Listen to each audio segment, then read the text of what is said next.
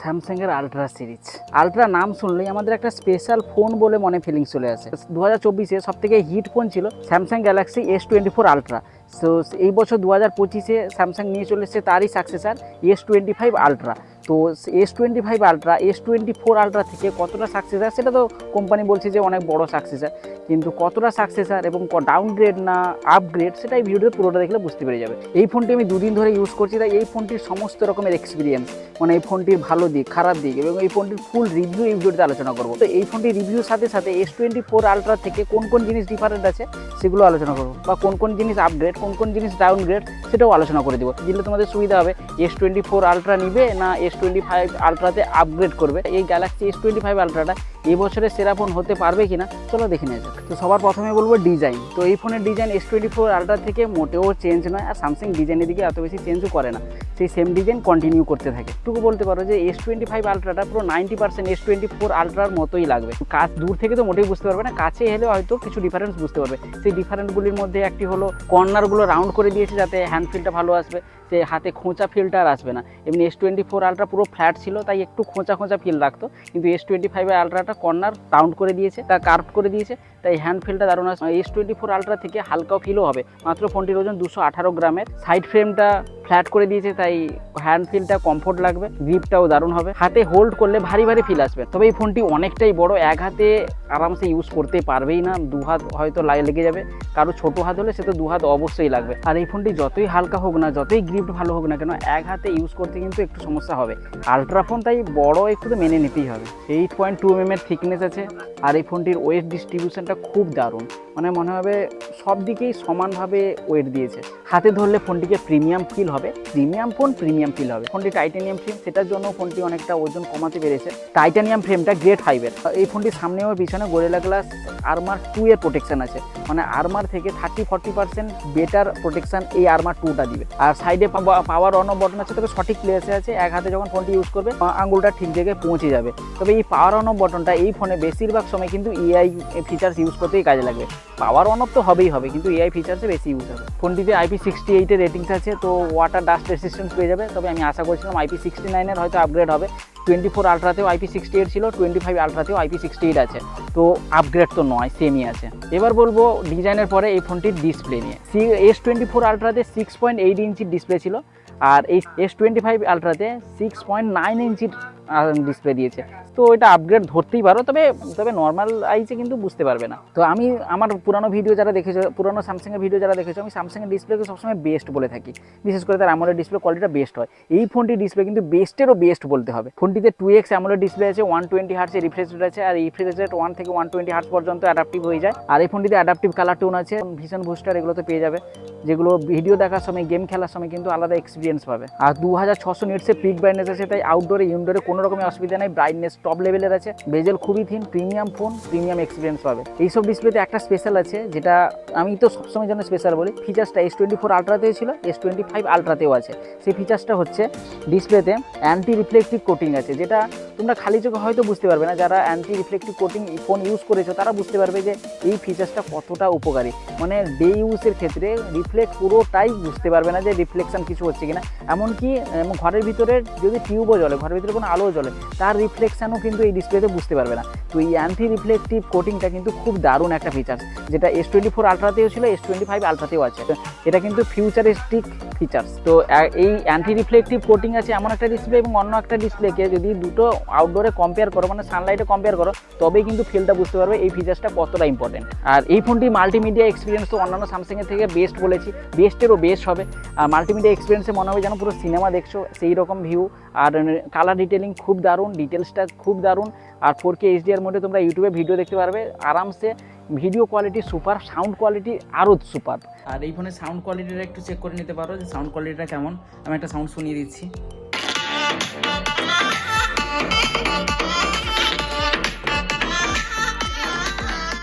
মানে S24 আলট্রাতে আমি যে সাউন্ড এক্সপিরিয়েন্সটা পেয়েছিলাম, এই S25 এর স্পিকার কোয়ালিটি কিন্তু দারুণ।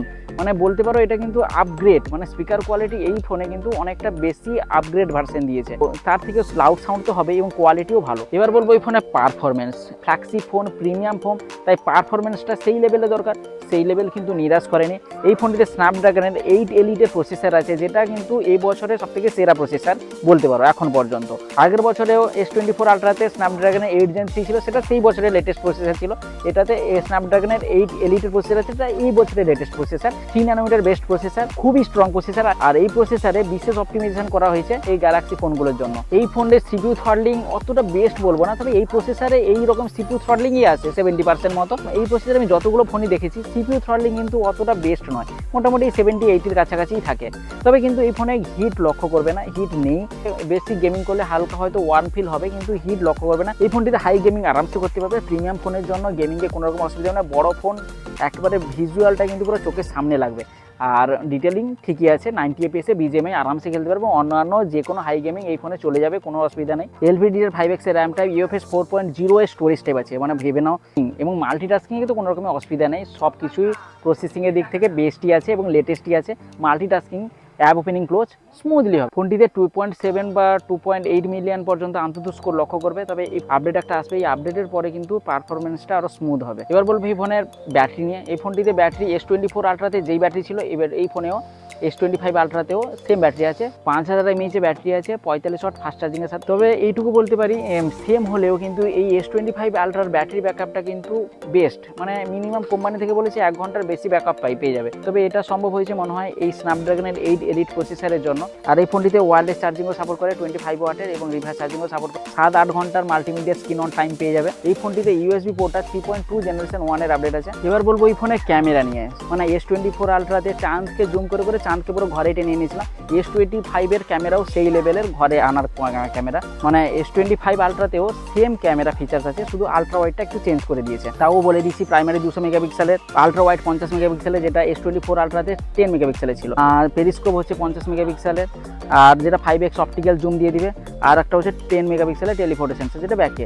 তো সবগুলো ক্যামেরা সেন্সারে কিন্তু ওয়াইএস সাপোর্ট আছে। টেলিফোটো সেন্সারে কিন্তু 3x পর্যন্ত অপটিক্যাল জুম পেয়ে যাবে। জুমের জন্য তো আলট্রা ফোন বেস্ট। আর 12 মেগাপিক্সেলের সেলফি ক্যামেরা আছে।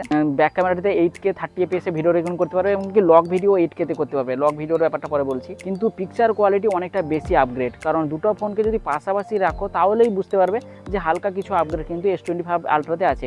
নর্মালি বুঝতে পারবে না যে কোনো আপগ্রেড আছে কিনা। নর্মালি ভিডিও কোয়ালিটি দুটোতেই বেস্ট, ফটো কোয়ালিটি দুটোই বেস্ট। মানে S25 আলট্রাতে ফটো কোয়ালিটি এবং ভিডিও কোয়ালিটি ইমপ্রুভ হয়েছে, এটুকু বলতে পারি। 4K 60 fps তোমরা সেলফি ভিডিও রেকর্ডিং করতে পারবে, যেটা ডিটেলিং খুবই দারুণ আছে, এবং তার যে এজ ডিটেকশান এবং সাউন্ড সব কিছু কিন্তু বেস্ট আছে। 3টা মাইক্রোফোন থাকার জন্য ভিডিও ক্যামেরাতে সাউন্ড কিন্তু দারুণ হবে। আর একটা ফিচার্স তো আছে, এআইতে মাধ্যমে করা যাবে, যেটাতে অডিওতে যদি কোনো নয়েজ থাকে বা আনওয়ান্টেড সাউন্ড থাকে সেটাকে তোমরা রিডিউস করতে পারবে।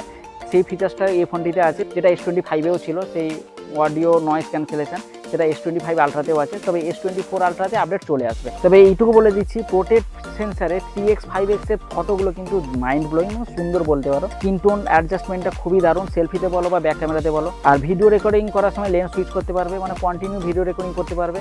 তো সেই লেন্স সুইচের সময় কিন্তু কালার চেঞ্জিংও লক্ষ্য করবে না, লেন্স সুইচ হচ্ছে সেটাও বুঝতে পারবে না। এটা কিন্তু একটা ভালো ফিচার্স, যেটা S24 আলট্রাতে এখনো পর্যন্ত নেই, S25 আলট্রাতে আছে। আর ডুয়েল ভিডিও মোডে তোমরা পছন্দ মতো তো লেন্স চুজ করতে পারবে, যে কোন দুটো লেন্সের ভিডিও তোমরা চাও সেটাও চুজ করতে পারবে। এই ফোনের ফটো প্রসেসিং তো দারুণ, তারপরে যে এআই যে কাজ করবে সেটা তো টপ লেভেলের হবে, কারণ এই ফোনটিতে এআই তো ভর্তি। ফটো যেভাবে থাকুক না কেন, এআই পুরো একেবারে ফটোকে ঝাক্কাস করে দিবে। তুমি চোখ বন্ধ করে রাখো, চোখকে খুলে দিবে, তুমি যেভাবে খুশি দাঁড়াও, যদি প্লেন না থাকে প্লেনকেও এনে দিবে, যা খুশি করতে পারবে এআইয়ের মাধ্যমে। আর ফটো কোয়ালিটি তো তোমরা ডিসপ্লেতে দেখতেই পাচ্ছ, একবারে ডিটেলিং সেই আছে।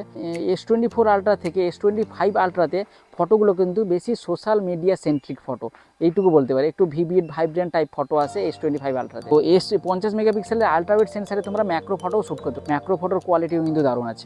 স্পেশালি এই ফোনটিতে লগ ভিডিওটা কিন্তু দারুণ। লগ ভিডিও করলে যারা ক্রিয়েটার, এই লগ ভিডিওর ফিচার্সটা ভালোভাবে উপভোগ করতে পারবে। পরে এই লগ ভিডিও শ্যুট করে কালার গ্রেড করে তোমরা DSLR কোয়ালিটি ভিডিও করতে পারবে। আর এই ফোনটিতে 10 বিটের HDR ভিডিও রেকর্ডিং করতে পারবে, কোয়ালিটি দারুণ।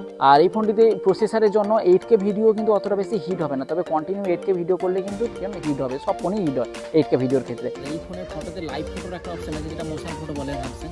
এই মোশন ফটোতে 3-4টা অপশন তোমরা পেয়ে যাবে, মানে একটা আপডেট ভার্সন। তো বুম রেজ বলে একটা অপশন আছে যেটা তোমরা ইনস্টাগ্রামে ফটো আপলোড করতে পারবে, সেই আপলোডের ফটোটাকে বারবার রিপিট মারতে পারবে, আর স্লো মোশনও করতে পারবে। আর একটা দেখতেই পাচ্ছ ভিডিওতে তোমরা, তো এইগুলো লাইভ ফটোর আপডেট ভার্সন বলতে পারো, এগুলো এই ফোনে পেয়ে যাচ্ছ। আর এই One UI 7 এর জন্য, তার অপটিমাইজেশনের জন্য ক্যামেরাতে ট্রাই সেটিংস কিন্তু হাতের কাছে মানে নিচের দিকে চলে এসেছে, তো এক হাতে ইউজ করতে কিন্তু সুবিধা হবে। এবার বলবো এই ফোনটির স্পেশাল এআই নিয়ে।